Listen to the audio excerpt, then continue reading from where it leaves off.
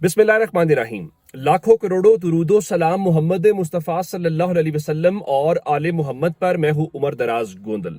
मैंने आपको बताया था कि पाकिस्तान तहरीक इंसाफ ने आज पेशावर के निश्तर हॉल के अंदर एक कन्वेंशन का आगाज कर रखा है, जो बुनियादी तौर पे उनके नौजवान जो क़यादत है, जिसमें मुराद सईद की कॉल के ऊपर है, शाहिद खटक है, बाकी जो उनके बुज़रा ISF से आए हुए हैं, उनकी काविश है और वो पब्लिक मोमेंटम बिल्ड करने की तरफ जाना चाहते हैं। लेकिन हैरानी की बात यह है कि जिस दिन तहरीक इंसाफ ने पेशावर में मोमेंटम का आगाज करने की कोशिश की है, ये मोमेंटम बनाने की कोशिश की है, मुस्लिम लीग नून को सूझी है कि वो भी मैदान के अंदर उतरे और वो खैबर पख्तूनख्वा को बुनियाद बनाना चाहते हैं। तो चलें, इसको भी देख लेना चाहिए कि वो कहते हैं ना कि दूध का दूध और पानी का पानी हो जाने वाली खबर जो है, चलें वो भी कर लेते हैं। इस सिलसिले में जो उनके वहां पे अभी हाल ही में विफाकी वजीर बनाया गया है अमीर मकाम को, गो के बहुत सारे लोग कहते हैं कि मुस्लिम लीग नून का खैबर पख्तूनख्वा के अंदर जो बेड़ा गर्क हुआ है, या मुस्लिम लीग नून जो इस नहज के ऊपर पहुंची है, उसमें अमीर मकाम का बहुत किरदार है। लेकिन उसके बावजूद अमीर मकाम एक बार फिर काबीना में पहुंचने में कामयाब हुए हैं। तो अब जानते हैं कि बिजली की कीमतों में कमी की गई, गो के उसके ऊपर भी बहुत सारे सवालात हैं कि 25 रुपए महंगी की, 7 रुपए 40 पैसे सस्ती की, और वो भी 7.40 नहीं है, वो भी अभी वो बहुत सारी खबरें उसके मुतालिक आ रही हैं। तो बताया गया चूंकि ये बहुत बड़ा कारनामा है, जिसके लिए हमने उस दिन पूरी काबीना को भी बिठाया हुआ था कि काबीना बैठ के हमें बताएगी कि ओ हो इससे बड़ा कोई हमने कारनामा तारीख में हुआ ही नहीं है 7 रुपए बिजली सस्ती करने वाला। भाई, जिस दिन महंगी करते हो फिर उस दिन भी काबीना को सामने बिठाया करो ताकि लोग उनसे पूछ सकें। तो अब उन्होंने क्या किया, उन्होंने कहा देखे जी, आज ना हम खैबर पख्तूनख्वा के अंदर यौम तशक्कुर मनाएंगे। अच्छा, ये पूरे पाकिस्तान में और किसी जगह के ऊपर नहीं है, ना सिंध में है, ना बलूचिस्तान में है, ना इवन पंजाब में जब आपकी हुकूमत है।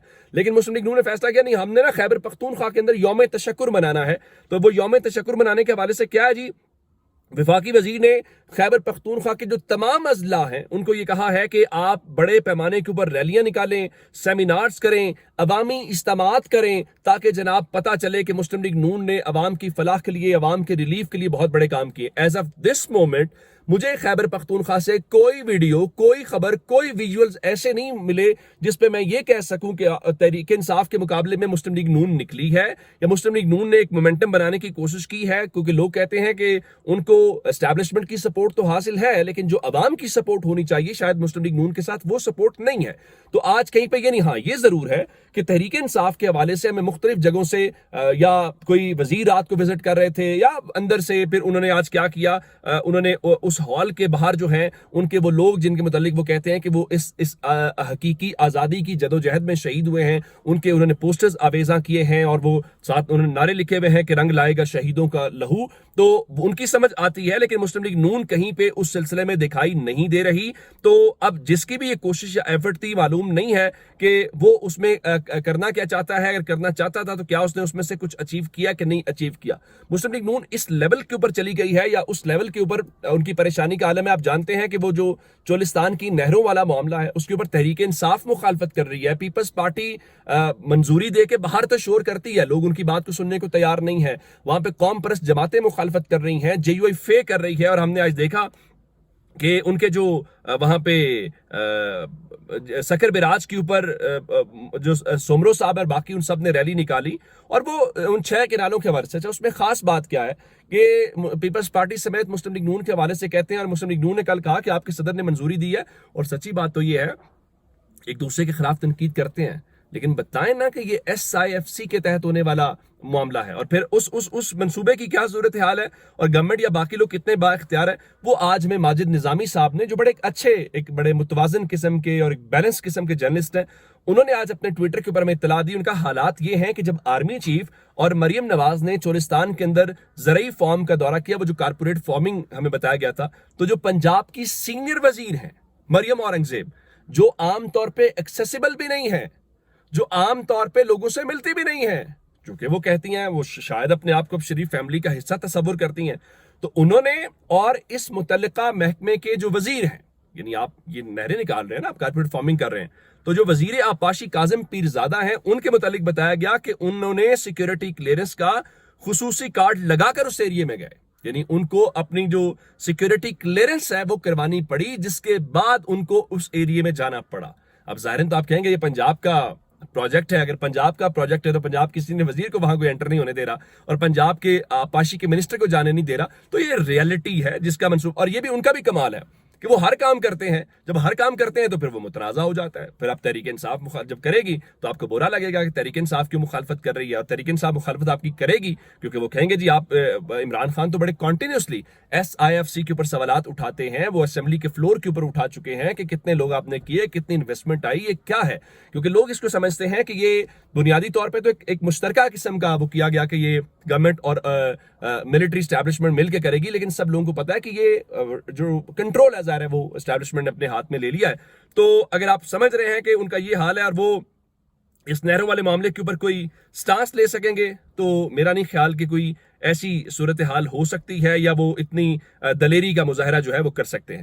اچھا, ایک چیز اور آپ کو بتائی جانی ضروری ہے اور وہ بلوچستان کے حوالے سے ہے, کیونکہ بلوچستان میں آپ جانتے ہیں کہ وہاں پہ مختلف احتجاج اور وہ خبریں آ رہی ہیں.